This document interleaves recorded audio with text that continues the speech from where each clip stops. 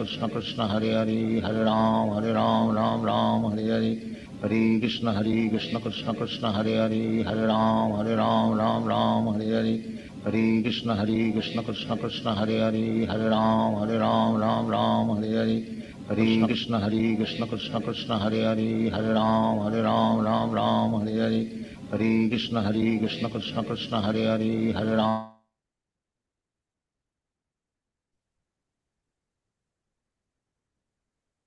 Hare Krishna devotees, please accept my humble obeisances. All goes to Prabhupada and Guru Maharaj.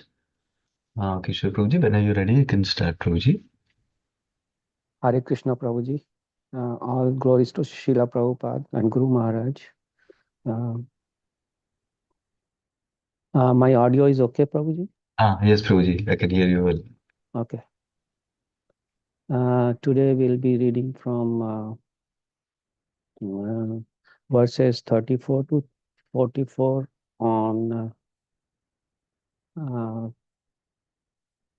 chapter 24, chanting the songs sung by Lord Shiva.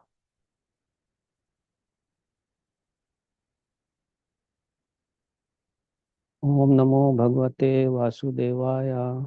Om Namo Bhagavate Vasudevaya. Om Namo Bhagavate Vasudevaya.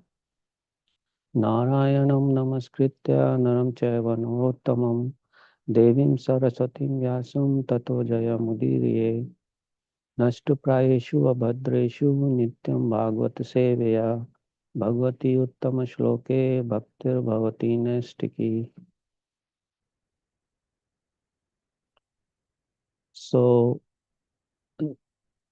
text 34.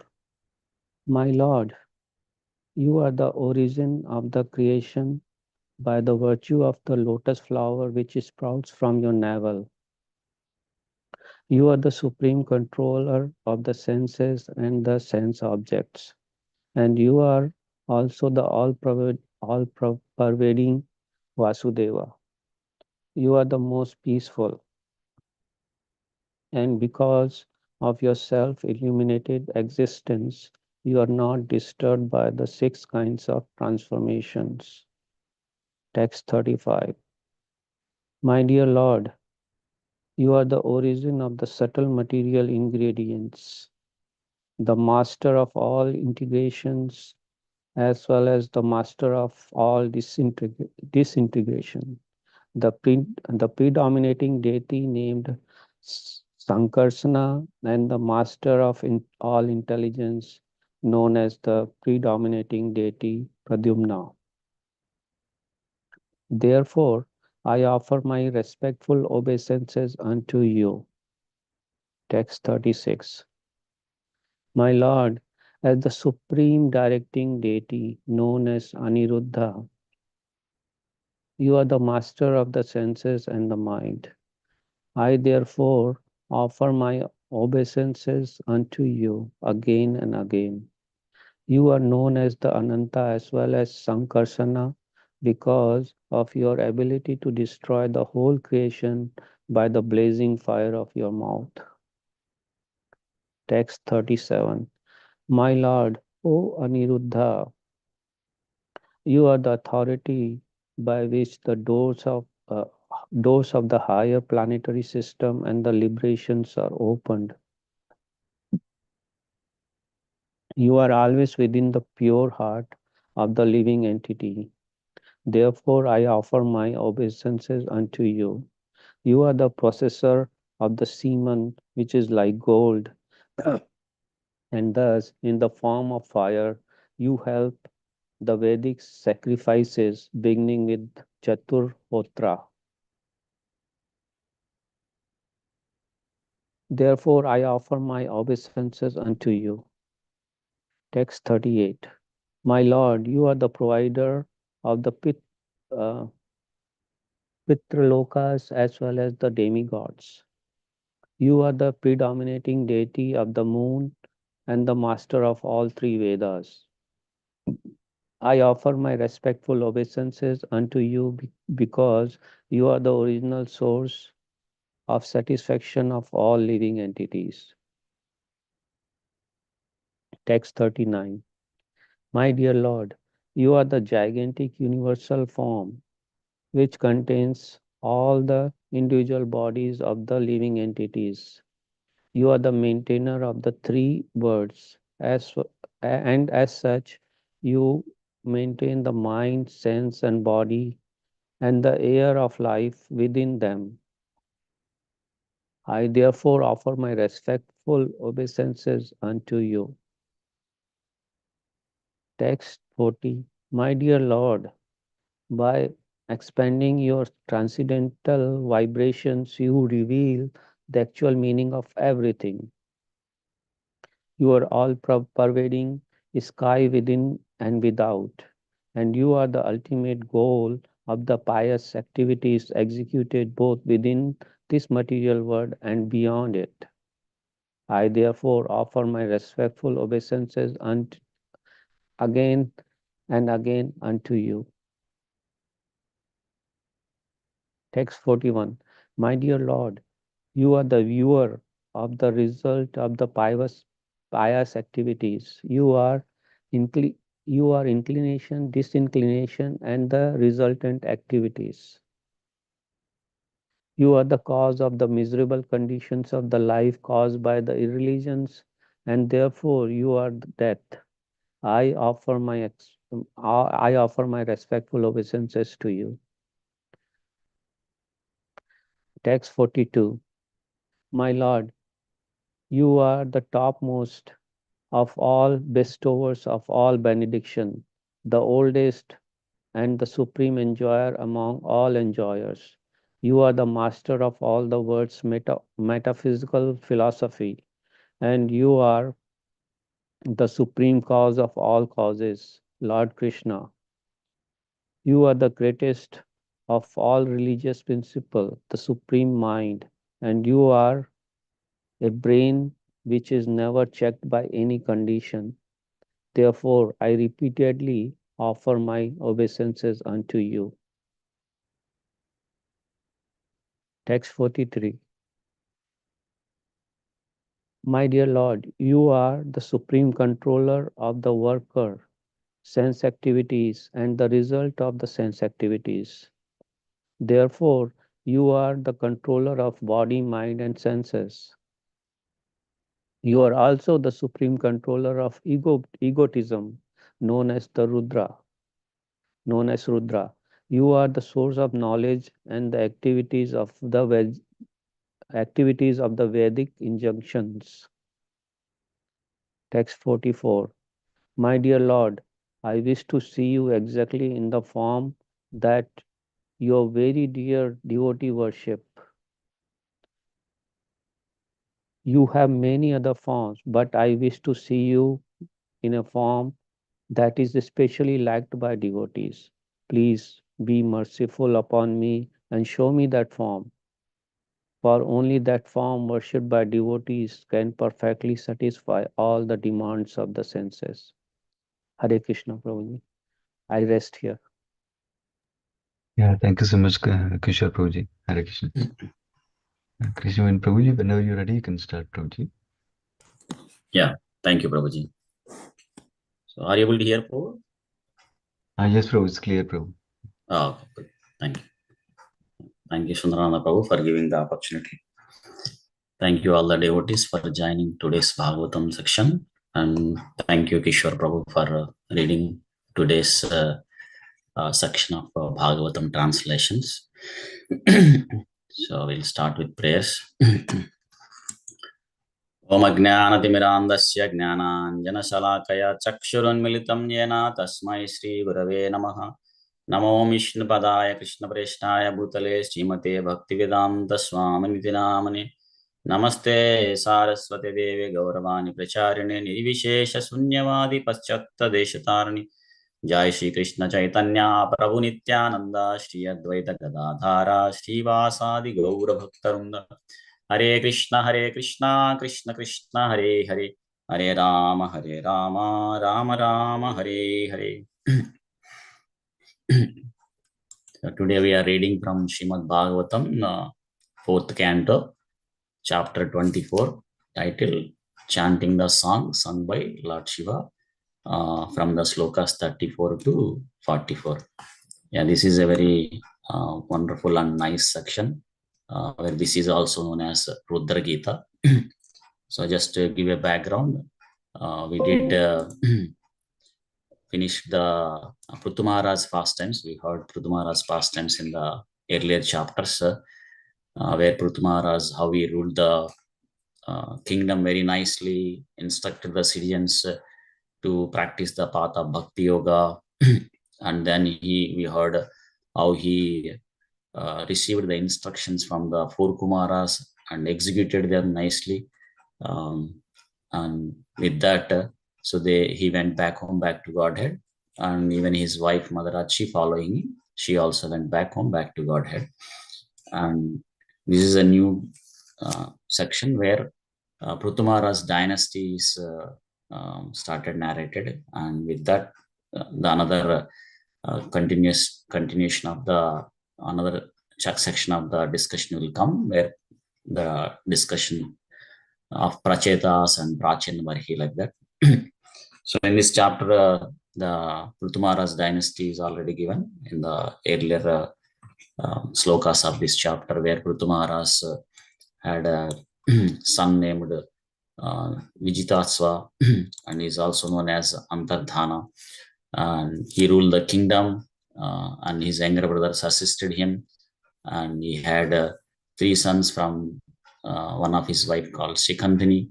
And then there is another son called Avirdhana from his another wife called Nabhaswati. Then he ruled for some time, and then he retired to practice the Bhakti Yoga. And by performing Bhakti Yoga, he also went back home, back to Godhead. And then we heard the dynasty from Havardhana, where he has a son named Bariharsat. And he's also known as Prachina Barhi, because he's very expert in performing the various kinds of fruitive activities. And then we heard he married to Mother Shatadruti, and he had 10 sons, Prachetas. And then he, on the order of their father, Prachetas, so they went to the forest to perform a great Bhakti Yoga. Of course, they did perform the Sivirastra by entering into the ocean for 10,000 years, like that. But while going into the forest, so we heard they came to a lake, which is very beautiful. There are nice description given. And then they heard nice vibrations and various drums and kettle drums, music coming from them, so which is very pleasing to them. So then they saw Lord Shiva coming from the water, and he is also very pleased with them. Then we heard in the last session, Aradhya Mataji very nicely summarized and started this Rudra Gita, where Lord Shiva is praying to the Supreme Lord from the slokas 33 to, and it goes up to 68. So we'll continue that, the prayers of Lord Shiva. So these are very wonderful prayers, which are very helpful for us to meditate so that we can remember Krishna. So in the text 34, we see that Lord Shiva is praying that Krishna is the origin of the creation. And then he is the supreme controller of the sense objects, and is all pervading, and is the most peaceful and not disturbed by the 6 kind of transformations. And Prabhupada mentions in the purport that, and it is also explained in the previous cantos, where in this universe, when Krishna entered as a Garbhodak Sai Vishnu, from his lotus navel, a lotus flower comes out, and on top of the lotus flower, Krishna creates Lord Brahma. Lord Brahma is appeared, and that's how the creation gets starts. And we also hear that he's the supreme controller of the senses and the sense objects. That's why he's called as Rishikesha. Rishikesha means he is the master or the owner of the senses. That's why the scripture suggests that because he is the master and owner of the senses, even the individual conditioned living entity, their senses should be used in the service of the Krishna, or to please Krishna. Vrishikena Vrishikesha Sevanam Bhakti Richati. So when we engage our senses or the sense objects in the service of Krishna, then two things happens. One is Sarvopadi Vinurmuktam. So we'll be freed from all material designations. We no longer identify with our body. Then Tat Paritvena Nirmalam. Then our senses also becomes purified. So then we become eligible to go back home, back to Godhead. And Prabhupada mentions that so the 6 kinds of transformations. So Prabhupada mentions that the conditioned living entity in this material world, they are disturbed because of these 6 kinds of transformation. And those 6 kinds of transformations are like, when a person is thirsty, he is agitated. And when he is hungry, he is agitated. If he is not fairly treated, he is agitated. Like that, when he is illusion, or when he becomes, when he grows old, or when he is closer to the death, when he is on the deathbed. So these are all the things that disturb the conditioned living entity. So, but the Supreme Lord is above all these things. So that's why he is not at all disturbed any kind of these things, because he doesn't go through them. So that's why he is called as, it is mentioned as Kutastaya, like he is always very peaceful. So he is always very peaceful. Of course, we can also become peaceful if we follow the instructions of the Supreme Lord. So in Bhagavad Gita, Krishna mentions, right, Shanti Mruchyati. So one can become peaceful when we understand that Krishna is the Supreme Lord, is the Supreme Enjoyer. And we act in that understanding by following the process of Bhakti Yoga, starting with the chanting of this Hare Krishna Maha Mantra in this Kali Yuga. And then we can also become peaceful. So this is the peaceful formula. So if one wants to be peaceful in this material world, so then they can take up that process.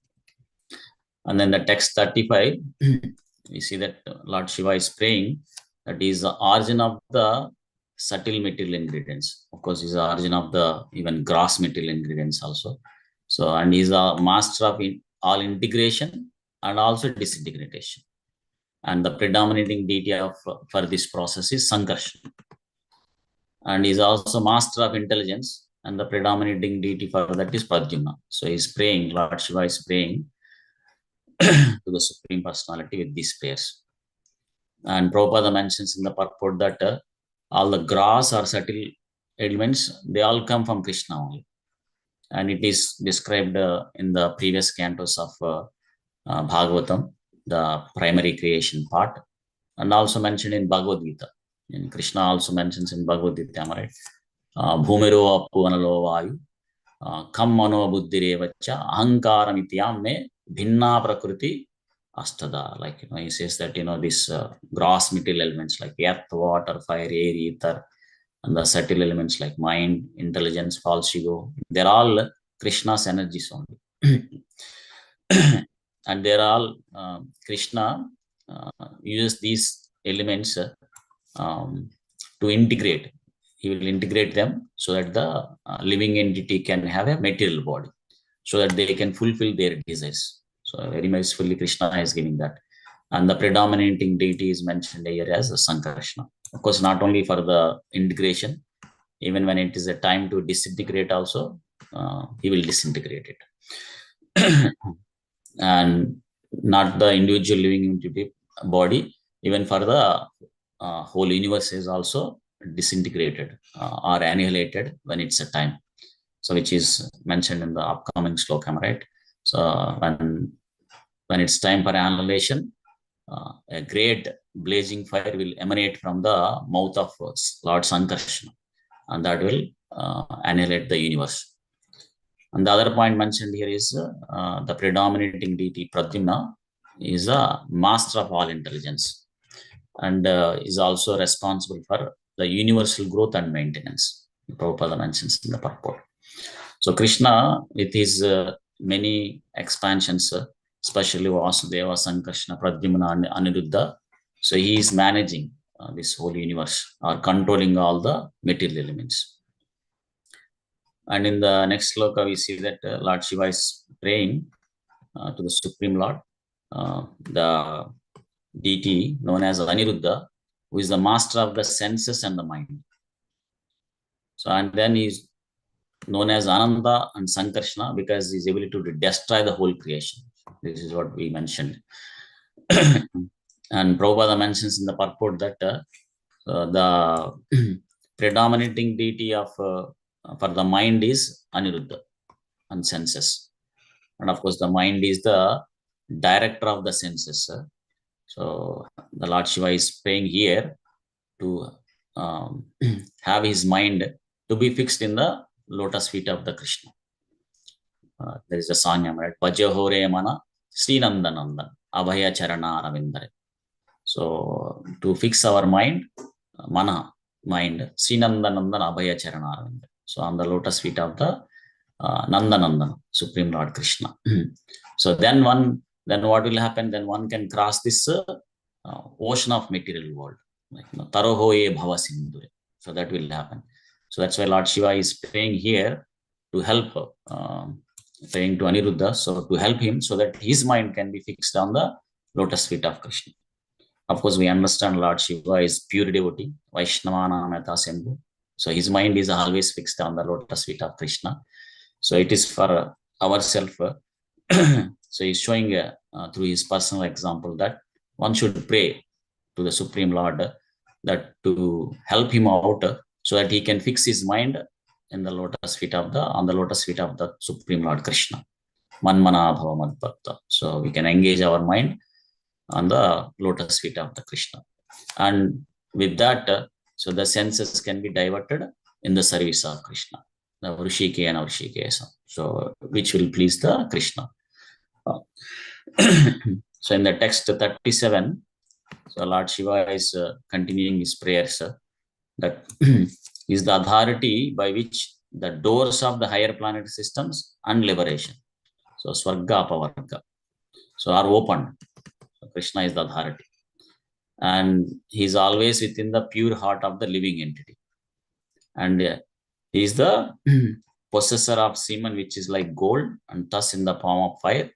So you help the Vedic sacrifices, beginning with Chaturhotra. So he is offering, the Lord Shiva is offering to the Supreme Lord. So, and Prabhupada mentions in the purport that Lord Shiva is praying to Aniruddha that not only help the Karmakanda people, the fruitive activities, actors, to elevate them to the higher planet systems, Swarga. Not only that, he also helps the devotees to engage in devotional service so that they can go back home, back to Godhead. And the fruitive activities, of course, Vedas has all kind of things. That's why they are called as Kalpataru. So the desire trees. So they will give whatever one wants. So if the some people are interested in performing karmakanda activities to get some material benefits or to be elevated to the higher planet systems, so they are attracted to that part of the Vedas, which talks about the fruitive activities. And devotees who would like to go back home, back to Godhead, so liberation. So then they have the Vedas give the process how they can go back home, back to Godhead. Of course, the pure devotees, so they are not much concerned about either liberation or going to the higher planet systems like that. So for them, Swarga Apavarga Narakesh Apitulyartha Darshana. So they are more interested in serving Krishna, the pure devotees. So that's why for them, whether it is a higher planet system or the spiritual world, even the hellish planets, they look at the same way. Because wherever they are, they practice the path of bhakti or serve the Supreme Lord. Prabhupada mentions another point is the Karmakanda activities which are described in the Vedic literature. So they are mainly in the region of the three modes. So they entangle in the three modes of the material nature. So they are not freed from the material designations or the desires. So that's why Prabhupada mentioned that one should rise above the three modes and step into the pure devotion service. That's what even Krishna mentions in Bhagavad Gita. Nistraygunya Bhavajuna. So one has to rise the above the three modes. And text 38, Lord Shiva is praying that he is the provider of the Pitraloka as well as the demigods. And Prabhupada mentions in the purport that as soon as one is born in this material world, especially human beings, so they are indebted to many personalities like Pitrus, demigods, Rishis, other living entities like that. So in Bhagavatam also it is mentioned in the 11th canto, like Devarshi Bhutaptanam Pitranam Nakinkaro Nayam Ranicha Rajan Sarvatmanaya Sharanam Charanyam Gato Mukunda Paritya Kartam, like that. So like as soon as one is born, they are indebted to demigods because they give the rain, heat, air for us to breathe and to live, like that. And Rishis, because they give the teachings of Vedas that are coming from Supreme Lord. So they carry that through the parampara and give it to us. And then the other living entities, because there are some people who does the farming and grows the grains, vegetables, all these things, so that we can buy and cook for ourselves and offer to Krishna and have, take it as a prasadam, like that. So like that, we are indebted to many personalities, but one who takes the shelter of the Supreme Lord, Mukunda, so then they are no longer indebted to anyone, because all of them are part and parcel of Krishna. So many times, this Prabhupada gives this example or analogy that when we pour the water onto the root of the tree, then all the limbs of the tree are nourished, whether it's branches or the twigs or the leaves, everything will be nourished. So similarly, when we please Supreme Lord Krishna, then all the other living entities are pleased, whether it is Pitrus or demigods or other living entities, whoever it is. Of course, that doesn't mean that we disrespect them or neglect them, like that. We still maintain great respect for every living entities, especially Rishis and demigods, because they are also great devotees of the Supreme Lord. And as and when we get a chance, we serve them also. But here Lord Shiva is praying to Aniruddha that to give that strength where he can become free from all the obligations. So which means to engage him in the process of the Bhakti Yoga.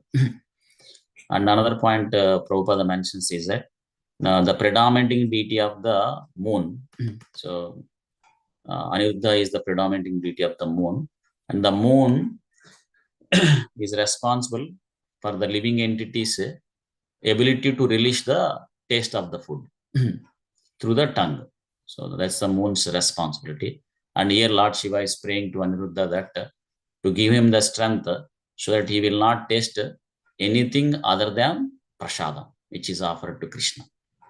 Because the tongue is the most voracious, is the formidable enemy among all the senses. We sing that Mahaprasadam prayer, Taramadya Jihvati. So out of all the senses, tongue is the most dangerous. So to control the tongue, so here Lord Shiva is praying that one should accept prasadam. So if we take prasadam, so in that way we can control the tongue and also use the tongue to chant the Hare Krishna Mahamantra. Hare Krishna, Krishna Krishna, Hare Hare, Hare Rama, Rama Rama, Hare Hare. So in that way, if the tongue is controlled or diverted into the Krishna consciousness activities, then all other senses, slowly they also get purified and they will also be engaged in the process of bhakti. So, and in the text 39, Lord Shiva is continuing his prayers that is the gigantic universal form where all the individual bodies of the living entities are presented. And he is the maintainer of the three worlds, and he maintains the mind, senses, body, and air of life within them. And we hear from the Bhagavad Gita that Krishna, when Arjuna requested to show the universal form, he showed the universal form. And there are great descriptions in Bhagavad Gita which describes how the universal form looks like. There's a full one chapter is there for that descriptions, and we hear Arjuna sees everything in that universal form. Of course, Krishna also showed universal form in other times also, like when he went as a peace messenger to Kauravas palace.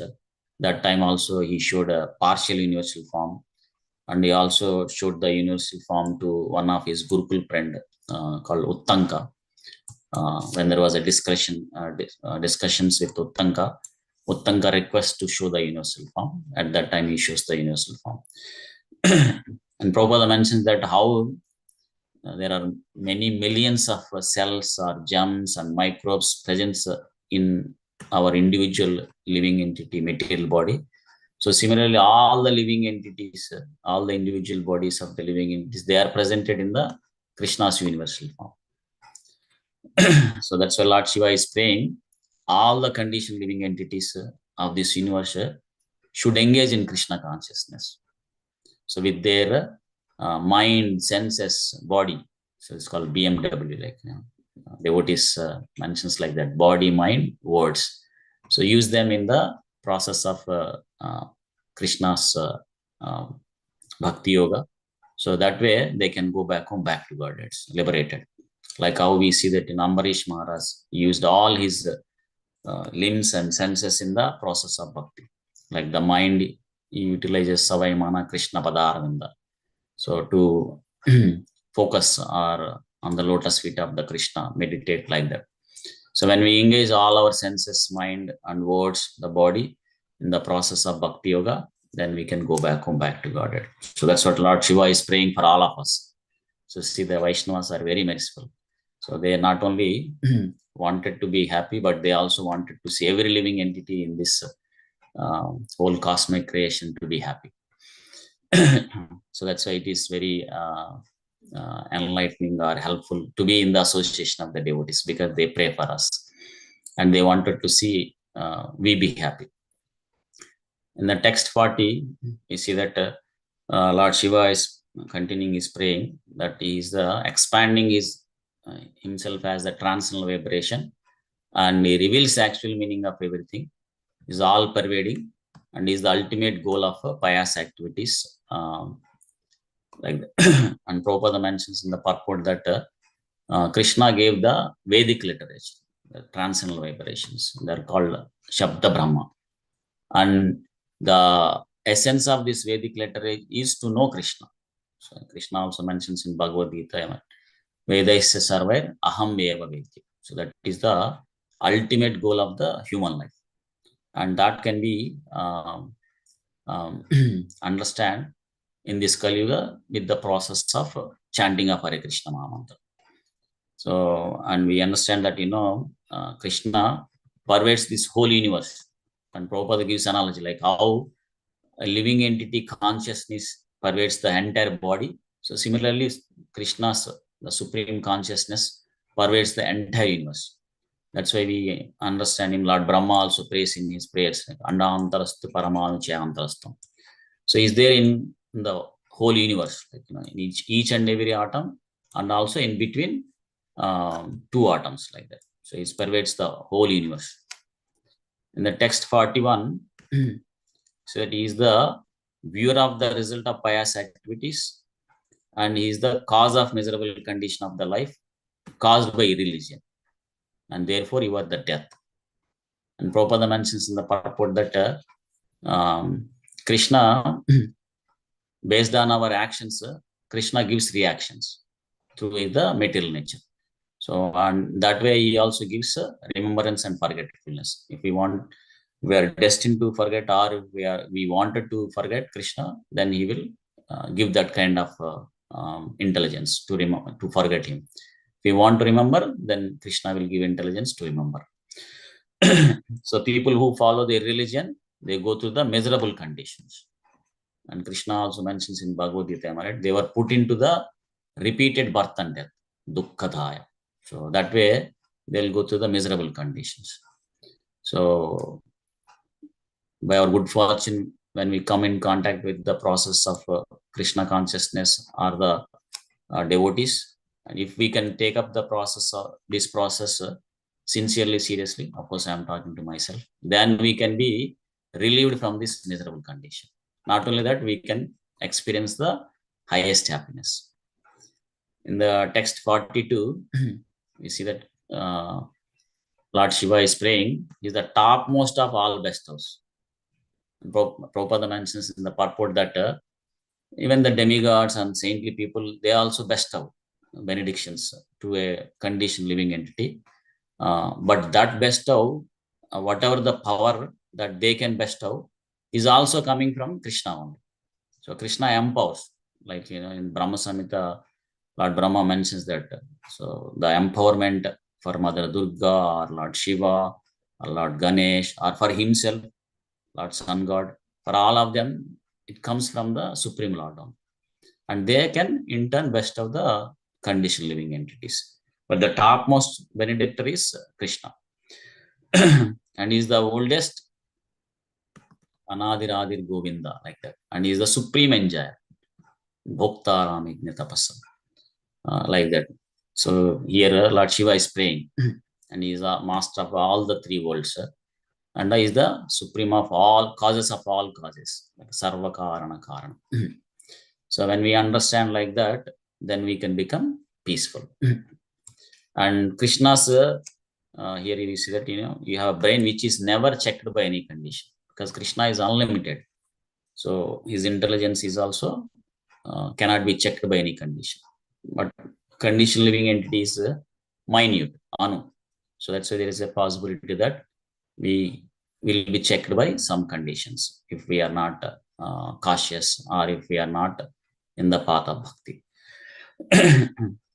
So in text 43, we see that he is the supreme controller of worker sense activities and the results of sense activities. And therefore, you are the control of the body and senses. And he is the supreme control of egotism. And he is the source of knowledge and the activities of the Vedic injections. So here Prabhupada mentions in the purport that so everyone in this material world, they're acting because they have the false ego. Here Lord Shiva is praying to purify that false ego. So by the mercy of the Supreme Lord, when we engage in the path of bhakti, then by the mercy of the Supreme Lord, then our false ego can be purified. So that's why Lord Shiva is praying again and again here, seeking the mercy of the Supreme Lord. And it is for ourselves. He's showing through his own example. So we can also, following in the footsteps of the Supreme Lord, Lord Shiva, if we can pray to Supreme Lord like this and sincerely practice the Bhakti Yoga, and Krishna will give his mercy, Kripa Siddhi. And then we can be able to overcome this material suffering. And this is the last sloka for today. So here Lord Shiva is praying that he wanted to see in the form exactly as his dear devotees worship. So the devotees are very dear here. So here Lord Shiva is mentioning that devotees are very dear to Krishna. Because the Jnanis and Yogis, Prabhupada mentions that the Karmis, they worship Supreme Lord as the order and supply. Like, before I come to Krishna consciousness also, when I go to temple to take darshan, so we have a long list. Like, I want this, I want this, I want this, that, like that. So they see that as a order and supply. But the Jnanis, they wanted to merge with Supreme Lord. So they are not particularly interested in seeing Supreme Lord personality form. And the yogis, they wanted to see Paramatma. But the bhaktas, the devotees, they wanted to see Krishna in his complete perfection, in his original form, like Radha Krishna or Lakshmi Narayan or Sita Ram, like that. That's what Prabhupada mentions that. So that's why they are very dear, because the devotees, they don't have any motive, anya vilashita sunyam. They don't have any material desires. Their only desire is to serve Krishna. So that's why their devotees are very dear. So that's what Lord Shiva is praying here. So I'll pause it here because the Lord Shiva's prayers are continued. but I'll pause it here. In the next section also we'll hear more prayers of Lord Shiva, which are part of Rudra Gita. So thank you all for giving this opportunity. Grandra Srimad Bhagavatam ki jai. Srila Prabhupada ki jai. Hare Krishna. Hare Krishna, Prabhu. Thank you so much, Krishna Prabhuji, for a wonderful class. Hare Krishna.